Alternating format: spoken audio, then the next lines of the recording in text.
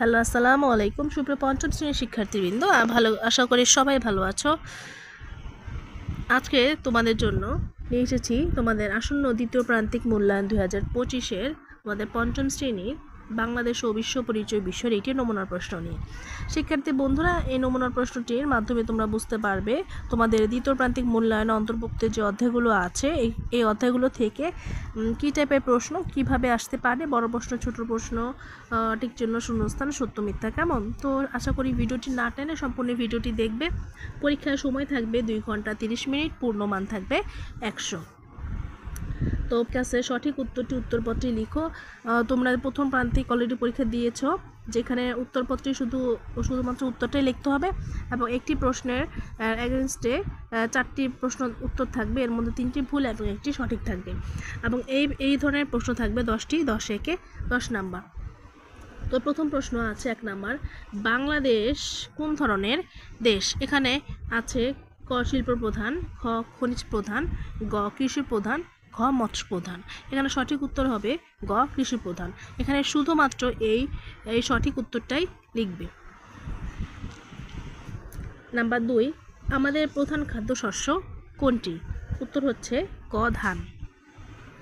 3, নিচের কোনটি বৃহৎ শিল্প হিসেবে বিবেচিত?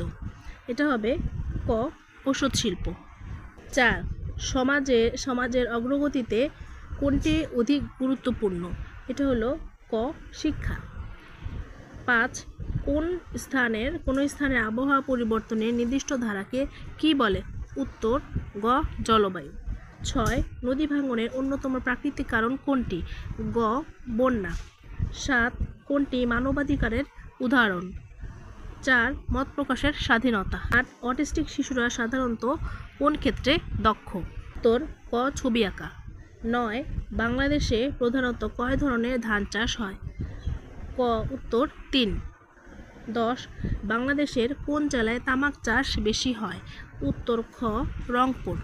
2, সঠিক শব্দ দিয়ে শূন্যস্থান পূরণ করো 5টি, একটিতে 2 করে 5 দুগুণে 10 নাম্বার। প্রশ্ন শূন্যস্থান কিন্তু পুরাটাই লিখতে হবে।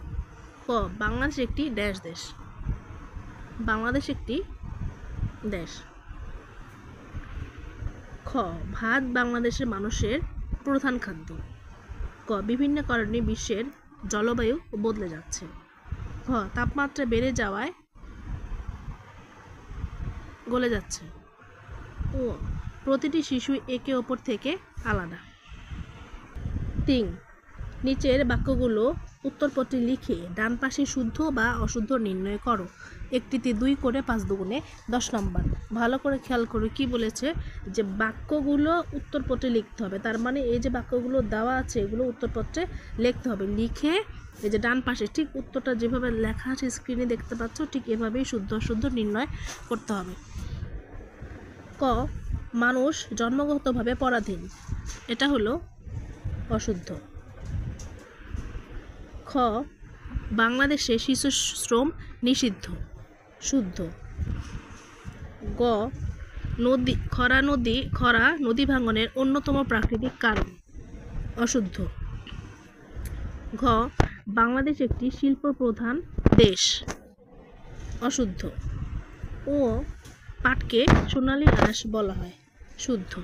বাম পাশের বাক্যাংশের সাথে ডান পাশের বাক্যাংশ মিল করো 4টি, 4 দুগুণে 8 নাম্বার। এই যে বাম পাশ এবং ডান পাশ, বাম পাশের সাথে ডান পাশের অংশ মিল করে লিখতে হবে। ক দীর্ঘ সময়ের শুষ্ক আবহাওয়াতে কি হয়? খরা। খ দীর্ঘ সময়ের অতিবৃষ্টি হলো বন্যা। খ গ নদী, এখানে নাম্বারটা ভুল করেছে, এখানে এটা হবে গ নদী থেকে বালি উত্তোলন করলে কি হয়? নদী ভাঙন। এটা হবে ঘ নদী দীর্ঘ সময়ের গড় আবহাওয়া হলো জলবায়ু। 5, যে কোনো 10টি প্রশ্নের উত্তর দাও। আচ্ছা, যে কোনো 10টি প্রশ্নের উত্তর দিতে বলেছে। 3 10 30 নাম্বার, তার মানে একটিতে 3 করে। তো প্রশ্নগুলো হলো ক আমাদের দেশের 5টি শস্যের নাম লেখো। খ বাংলাদেশের 3টি বৃহৎ শিল্পের নাম লেখো। গ জনসংখ্যা সমস্যার 3টি সমাধান লেখো। ঘ পরিবারের উপর অধিক জনসংখ্যার 3টি প্রভাব লেখো। ও নদী ভাঙনের ফলে কি হয়? চ জনসংখ্যা সমস্যা কি? ছ বাংলাদেশের উল্লেখযোগ্য অর্থকরী ফসল কি কি? বর্গীয় জ দুর্যোগের 2টি প্রাকৃতিক কারণ উল্লেখ করো। ঝ দুর্যোগের 2টি মানব সৃষ্ট কারণ উল্লেখ করো। ইয় অটিস্টিক শিশুর 3টি বৈশিষ্ট্য লেখো। ট নারী অধিকার লঙ্ঘনের 3টি উদাহরণ দাও। ঠ কত তারিখে মানবাধিকার সার্বজনীন ঘোষণাপত্র অনুমোদিত হয়? শিক্ষার্থী বন্ধুরা, এই প্রশ্নগুলো তোমাদের বইয়ের একদম হুবহু আছে, একটু দেখে পড়ে নিও। 6 নিচের প্রশ্নগুলো থেকে যে কোনো 4টি প্রশ্নের উত্তর দাও। 4 8 32, তার মানে একটি প্রশ্নে হচ্ছে 8 করে। ক অর্থকরী ফসল কাকে বলে? বৈদেশিক মুদ্রা অর্জনে কৃষি আমাদের কিভাবে সহায়তা করে? একটু খেয়াল করো, প্রশ্ন কিন্তু 2টি প্রশ্ন আছে। হ্যাঁ, তো নাম্বার বিভাজন আছে 3 + 5 = 8। এই যে প্রথমে 3, এই 3 কিন্তু হচ্ছে এই যে অর্থকরী ফসল কাকে বলে এইটুকু লিখলে 3 নাম্বার। হ্যাঁ, বাকি এইটুকু লিখলে হলো 5 নাম্বার, মোট হচ্ছে 8 নাম্বার।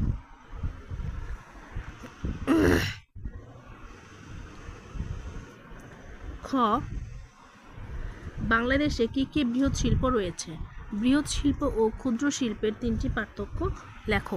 দেখো এখানেও 3 + 5, তার মানে এই যে বাংলাদেশে বৃহৎ কি কি শিল্প রয়েছে এইটুকুতে 3, এবং বৃহৎ শিল্প ক্ষুদ্র শিল্পের 3টি পার্থক্যতে 5 নাম্বার।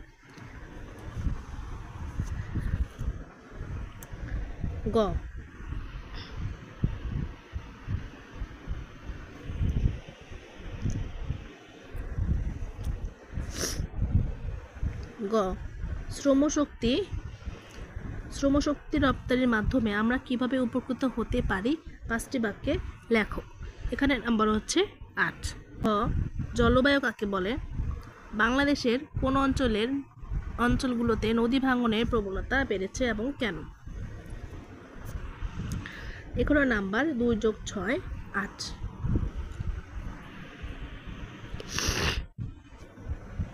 ও মানবাধিকার কি? মানব পাচার বলতে কি বোঝায়? এখানেও নাম্বার হচ্ছে 2 + 5 = 8। চ অটিজম কি? শিশু অধিকার লঙ্ঘনের 3টি উদাহরণ দাও। এটাও 2 + 5 = কত? 8। এখানে ভুল লিখেছে, এটা হবে 8। তো শিক্ষার্থী বন্ধুরা, এই ছিল প্রশ্নটি। সবাই ভালোভাবে পরীক্ষা দিবে, প্রস্তুতি নেবে। আর তোমাদের 5ম শ্রেণীর তোমাদের একদম প্রথম শ্রেণী থেকে শুরু করে 5ম শ্রেণী পর্যন্ত সকল বিষয়ের প্রশ্ন এখানে পেয়ে যাবে আমার চ্যানেলে। তো সবাই সাবস্ক্রাইব করে রাখো। ভালো থেকো। আল্লাহ হাফেজ।